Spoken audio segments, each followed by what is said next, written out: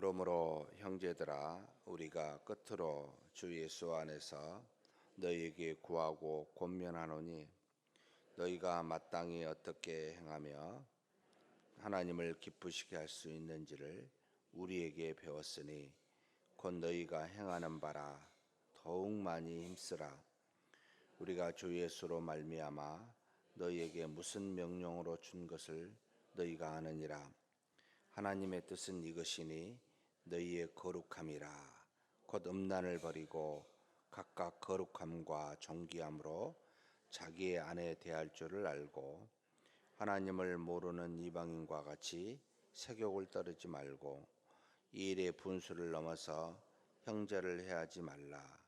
이는 우리가 너희에게 미리 말하고 증언한 것과 같이 이 모든 일에 주께서 신원하여 주심이라.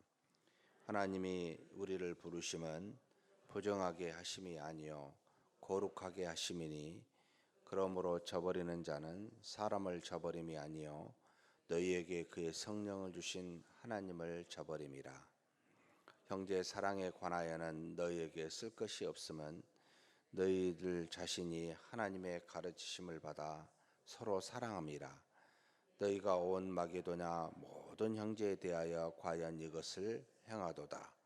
형제들아, 권하노니 더욱 그렇게 행하고, 또 너희에게 명한 것 같이 조용히 자기 일을 하고 너희 손으로 일하기를 힘쓰라. 이는 외인에 대하여 단정히 행하고 또한 아무 공품함이 없게 하려 함이라. 형제들아, 자는 자들에 관하여는 너희가 알지 못함을 우리가 원하지 아니하노니, 이는 소망 없는 다른 이와 같이 슬퍼하지 않게 하려 함이라. 우리가 예수께서 죽으셨다가 다시 살아나심을 믿을진대, 이와 같이 예수 안에서 자는 자들도 하나님이 그와 함께 데리고 오시리라. 우리가 주의 말씀으로 너희에게 이것을 말하노니, 주께서 강림하실 때까지 우리 살아남은 자도 자는 자보다 결코 앞서지 못하리라.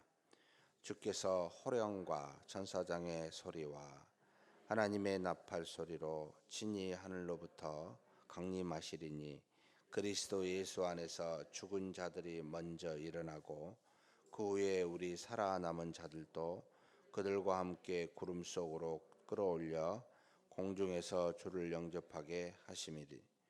그러하여 우리가 항상 주와 함께 있으리라. 그러므로 이러한 말로 서로 위로하라. 아멘. 데살로니가 교회가 칭찬을 받은 이유는, 환난 중에 믿음을 서로 권면하여 세워간 것과 피차간의 사랑과, 더 나아가 모든 사람을 핍박하는 사람이든 누구든 사랑했다는 이것 때문에 바울로부터 칭찬을 받고 어떤 꾸지람이 없는 그런 교회로 이렇게 인정되었습니다. 마지막 지금 여기 끝으로, 성경에 여기서 끝으로라는 말은 내가 이제 마지막으로 너희에게 당부한다라고 하는 결론적인 표현을 이제 쓰고 있는데, 구하고 원하는 권면하는 내용을 다시 바울이 데살로니가 교회에 행하고 있습니다. 무엇을 말하고 있냐면, 내가 이미 너희에게 가르친 것들이고 너희가 아는 바인데 어떻게 하면 하나님을 기쁘시게 할 건지를 말하는 거다라고 말하고 있습니다. 우리가 살면서 사람을 기쁘게 하는 일 참 많이 하죠. 그것보다 어쩌면 자신을 더 기쁘게 하는 일을 더 많이 하는지 모르겠습니다만, 그러나 이제 믿음을 갖고 성숙한 신앙의 모습으로 살아가게 되면 될수록 하나님을 기쁘시게 할 것이 무엇인가 더 생각하게 되지요. 자신보다는 남의 유익을 구하고 남의 유익보다는 하나님의 기쁘심이 무엇인지를 더 구하게 될 때, 사실 하나님이 기쁘신 일을 하게 되면 나와 모든 사람들이 유익이 되고 기쁨이 되지요.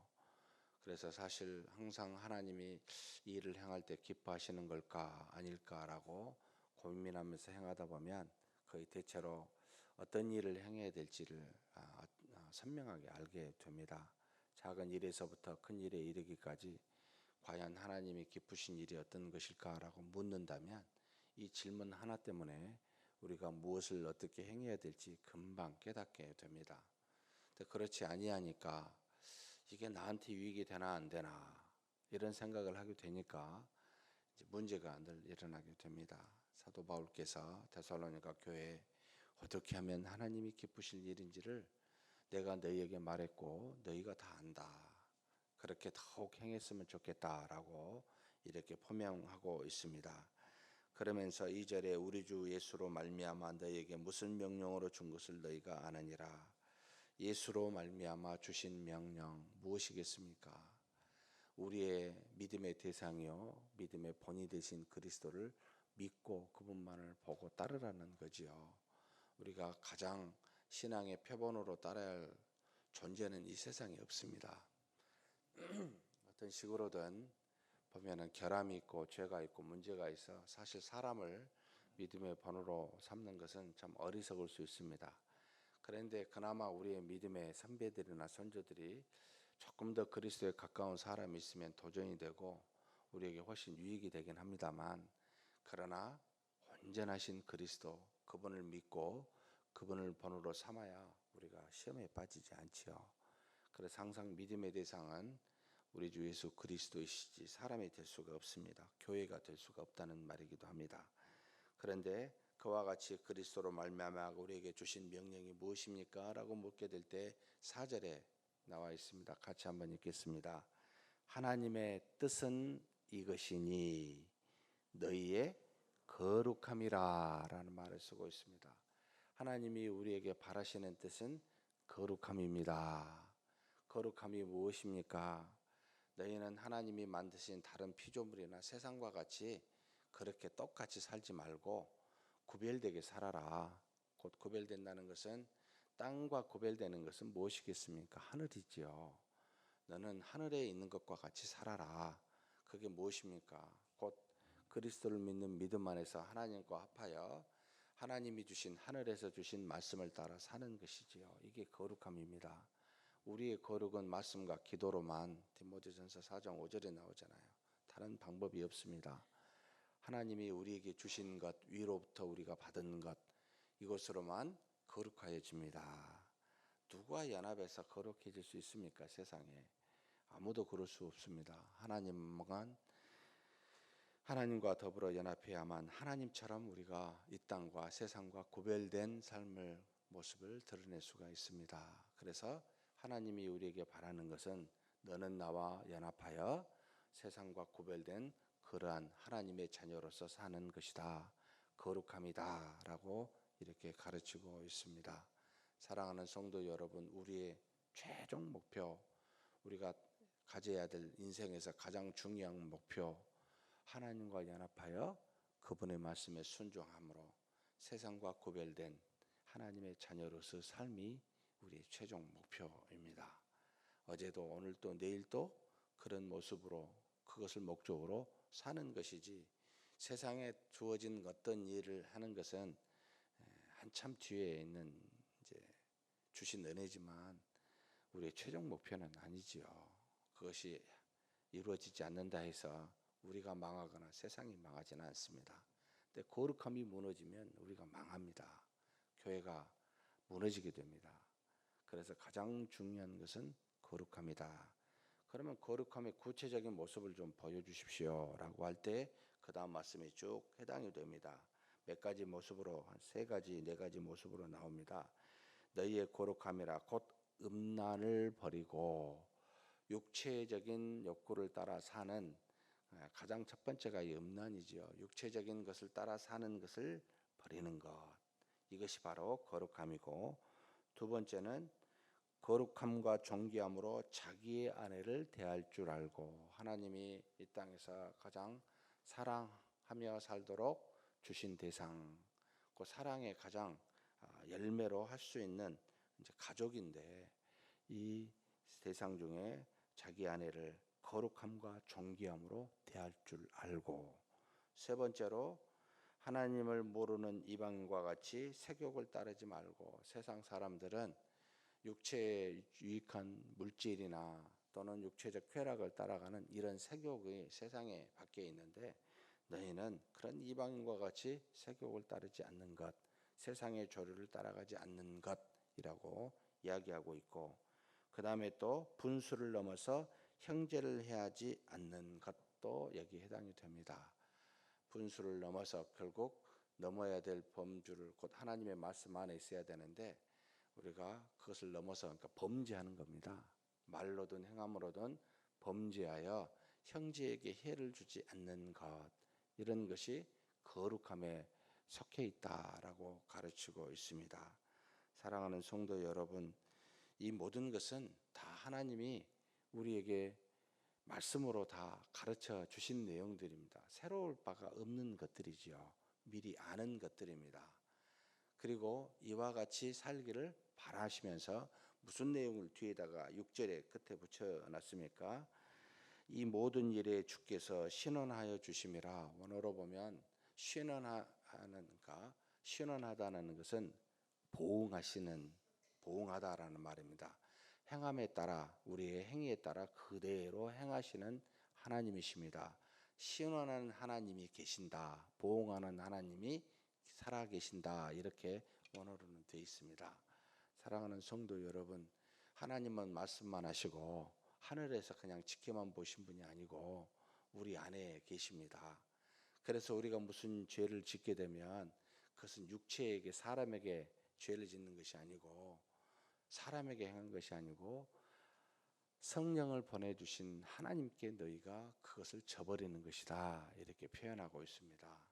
사랑하는 성도 여러분, 우리가 그것을 안다면 우리가 사람 앞에서, 보는 사람 앞에서 쉽게 어떤 죄를 짓지 못하듯이 하나님이 우리 앞에 눈에 보이고 살아계신다고 알고 있으면 행할 수가 없겠지요.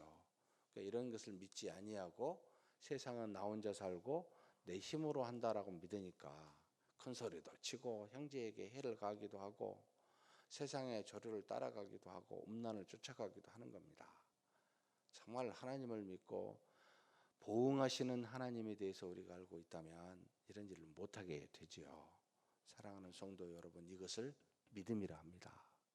하나님은 항상 살아계신다, 나와 동행하신다, 내 안에 살아계시다, 나의 모든 마음의 심령을 다 감찰하신다, 이것만 정확하게 믿고 있다면 우리가 말과 행함에 있어서 굉장히 많이 달라질 겁니다. 그리고 또 상대방 안에 하나님이 계신다라고 믿는다면 그 상대방에게, 형제 자매에게 함부로 말하거나 함부로 생각할 수가 없게 되겠지요. 기본적인 믿음입니다. 이 믿음이 없으면 죄를 짓게 됩니다. 넘어버리는 거죠, 이제. 그래서 7절에 8절에 저버리는 자는 사람을 저버림이 아니요 너희에게 그의 성령을 주신 하나님을 저버림이라 라고 8절에 말하고 있습니다. 사랑하는 성도 여러분, 거룩하십시다. 하나님과 연합하여 거룩한 자가 됩시다. 이것이 우리에게 향하신 하나님의 뜻이요 인생에 매일같이 구현해야 될 우리의 목표이기도 합니다. 그러면서 데살로니가 교회에게 사랑에 대해서는 내가 너에게 쓸 말이 없다라고 표현하고 있습니다. 너무나 잘하니까요. 피차간에 혼란이 있었을 때 사랑하고 위로하고 핍박하는 사람까지 사랑할 정도라면 무슨 말이 필요하겠습니까? 마게도냐에 있는 여러 형제들을 너희가 사랑하는 줄 내가 알기 때문에 내가 더 이상 말할 필요가 없지만 이 사랑으로 더욱더 많이 사랑해라 라고 그렇게 권면하고, 마지막 13절에서부터 18절에 이르기까지는 그리스도 안에서 믿음의 형제 자매들이 죽었을 때, 죽음이란 표현을 쓰지 않고 자는 자들이라는 말을 썼습니다. 왜 그렇습니까? 잠깐 있다가 다시 만날 사람들이기 때문에 우리에게는 죽음이란 있지 않기 때문에 의도적으로 그렇게 썼지요. 이런 사람들에 대해서 너무 슬퍼하는 것을 보고 슬퍼하지 말아라. 왜냐하면 너희가 그리스도를 보고 믿지 않느냐. 그분이 죽으셨다가 3일 만에 부활한 것을 너희가 알진대 너희도 그리스도를 믿는 자로서 그와 같이 될 줄을 너희가 알면서 어찌하여 죽은 자들에 대해서 그렇게 슬퍼하느냐. 괜찮다. 다시 우리가 만나게 된다. 그런데 너 이거 아니? 우리보다 먼저 죽은 자들이 그리스도께서 강림하실 때 일어나고 우리 산 자들이 그 다음에 일어나 영원히 하나님과 함께 할 것이다. 결국 믿음의 사람 중에 죽은 자들이 우리보다 더 주님을 먼저 만나는 그런 은혜가 있는 줄 너는 아니? 그러니까 슬퍼하지 말아라 라고 지금 그렇게 권면하고 있습니다. 사랑하는 우리 성도 여러분, 주변에 가족과 또 여러 아는 분들이 돌아가실 때마다 참 마음에 슬픔이 없을 수는 없습니다.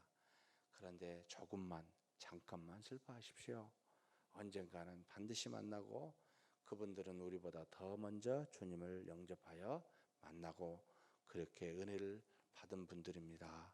우리도 곧 그렇게 따라가게 될 겁니다.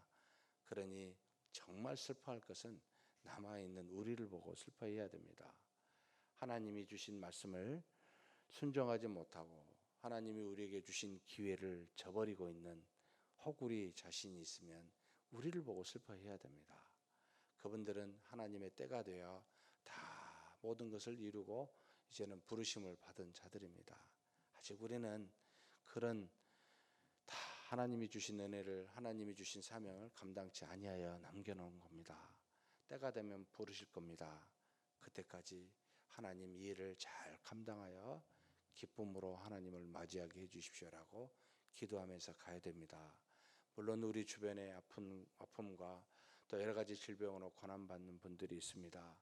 왜 그렇습니까? 저는 늘 그렇게 생각합니다. 왜 어떤 사람은 하나님이 건강함을 주시고 약함을 주시고 어떤 사람은 부하게 하고 어떤 사람은 가난하게 하십니까? 다 그냥 하나님의 자녀로서 다 은혜를 베푸시지 무슨 이유라고 생각하십니까? 제발 좀 사랑해라는 겁니다. 있는 자는 없는 자에게 베풀며 사랑하라고, 건강한 자는 건강하지 않는 사람을 위해서 돕고 기도하라고, 있는 사람은 없는 사람을 도와서 그 사랑을 좀 구현해 보라고. 그래서 우리에게 모든 것을 다 주지 않습니다. 어떤 것은 주고 어떤 것은 주지 않습니다. 그러면 주신 것 가지고 그걸로 좀 사랑하라고. 그것이 우리 삶에 얼마나 큰 기쁨이냐고. 그렇게 하라고. 사랑하는 성도 여러분, 우리가 건강할 때 건강하지 않는 분들을 위해서 열심히 기도하십시다.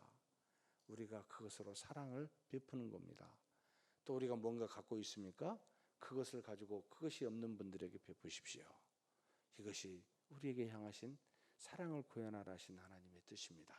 그런 저와 여러분이 되기를, 평생에 그렇게 실천하는 저와 여러분이 되기를 주의 이름으로 축복합니다. 하나님 아버지 감사합니다. 데살로니가 교회 하나님께서 그 환난 중에 믿음과 사랑으로 세워가게 하시고 또 그렇게 사는 데살로니가 교회를 향하여 칭찬하여 주시니 감사합니다.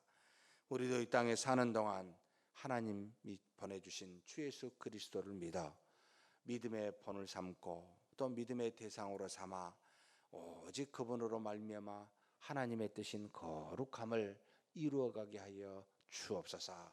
음란을 버리게 도와주시고 우리의 아내를 거룩함과 존귀의 함으로 대하게 하여 주시며 그리고 세상의 저리를 따라 이방인처럼 색욕을 따르지 않게 도와주시고 또 형제에게는 어떠한 일이 있어도 하나님 선을 넘지 아니하고 하나님의 은혜와 사랑을 베풀 수 있는 우리가 되게 하여 주옵소서.